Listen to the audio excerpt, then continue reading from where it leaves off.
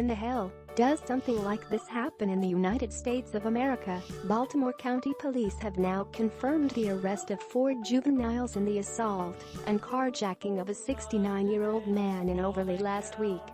The whole mess started around 10:30 a.m. on January 3rd in the area of the 4200 block of Cardwell Avenue, where police say 6 assailants violently attacked the victim, punching and kicking him until he fell to the ground. When the police arrived, the elderly victim told them he was in the process of getting something out of his car's trunk when 2 vehicles sped past him. The vehicles then turned around and drove towards him. 6 males got out of the vehicles and threatened to shoot him before they took his wallet and keys to his Buick LeSabre. One of the suspects then got into the victim's car and proceeded to place it in reverse, driving over the man's right arm and hand, and then driving off with the victim's car. The other teens then returned to the respective vehicles they arrived in and drove off. Luckily, a Xfinity Comcast employee who was working in the area at the time overheard the chaos and saw the suspects get into their cars. He then proceeded to call 911 and followed them to the area of Sturbridge Drive and Pickering Drive in Baltimore. Multiple officers responded to the area, along with the aviation unit, until the suspects were all arrested. Officers later recovered the victim's car along with 2 other stolen cars, a dark green 2001 Chevrolet Suburban and a red 2007 Saturn VU, and arrested 4 teens. Baltimore residents blame record-high murder rate on lower police presence. For the 3rd year in a row, Baltimore, Maryland, has had more than 300 murders, reaching a new record of murders per number of residents in 2017. Some residents attribute the high murder rate to relaxed police patrols in the city following high-profile cases of police brutality. Officers have backed off in neighborhoods like the one where Freddie Gray was arrested. The Rev. Kenji Scott, a pastor in Baltimore who's held positions in local city government, says the opposite needs to happen. "We wanted the police there," Scott says. "We wanted them engaged in the community. We didn't want them beating the hell out of us. We didn't want that." He's among activists who are calling for police reform to reduce the violence in Baltimore and several other high-crime cities across the U.S. that he says haven't seen change. "The change begins with a conversation between the communities directly involved," Scott says. "We need the frontline police officers and we need the heart of the Black community to step to the forefront of this discussion," he says. "And that's when we're going to see a decrease in crime." This interview has been edited for length and clarity on the current state of community safety in Baltimore. When you think about young people who are out here facing these economic challenges and are homeless in living places that are uncertain, and you're a parent, you're scared. Not just for yourself really, but for your children. The average age of a homicidal victim in Baltimore City right now is 31 years old.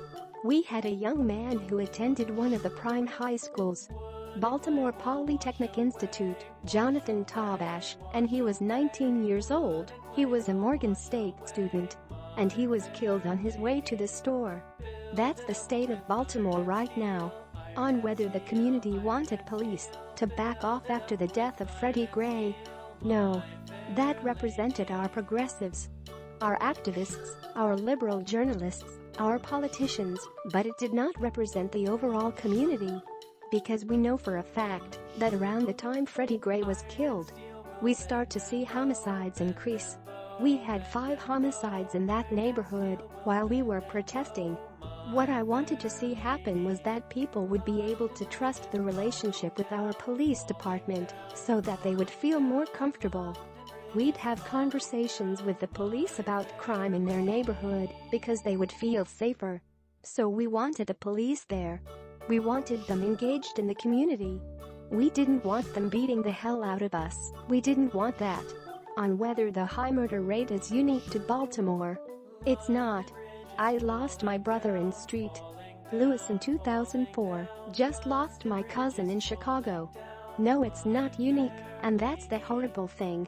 On whether Ferguson, the killing of Michael Brown, and the birth of the Black Lives Matter movement has brought change. The primary thrust nationwide is what President Obama wanted to do, focus on building relationships with police departments in major cities where there had been a history of conflict. That hasn't happened. We don't see that. I don't know a city, Baltimore for certain. We've not seen any changes in those relationships. What we have seen is that the police has distanced themselves. And the community has distanced themselves even further. So the divide has really intensified, it hasn't decreased. And of course we want to delineate the whole culture of bad policing that exists, nobody denies that, but as a result of this, we don't see the level of policing we need in our community to keep the crime down in our cities that we are seeing bleed to death. On whether he's optimistic for 2018, I am not. Because I look at the conclusion of 2017, these same cities, St. Louis, Baltimore, New Orleans and Chicago, these same black cities are still bleeding to death, and we're still burying young men in these cities. I'm a preacher, I want to be hopeful, but not as it stands, no. Not until we really have a real conversation with our frontline officers in the heart of our black communities that does not involve our people who are leaders. We need the frontline police officers and we need the heart of the black community to step to the forefront of this discussion. And that's when we're going to see a decrease in crime. One of the accused is only 15, so his identity is kept private, but the other 3 are over the age of 16.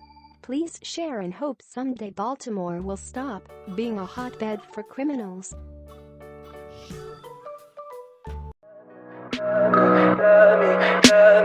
Tell me pretty lies, look me in the face.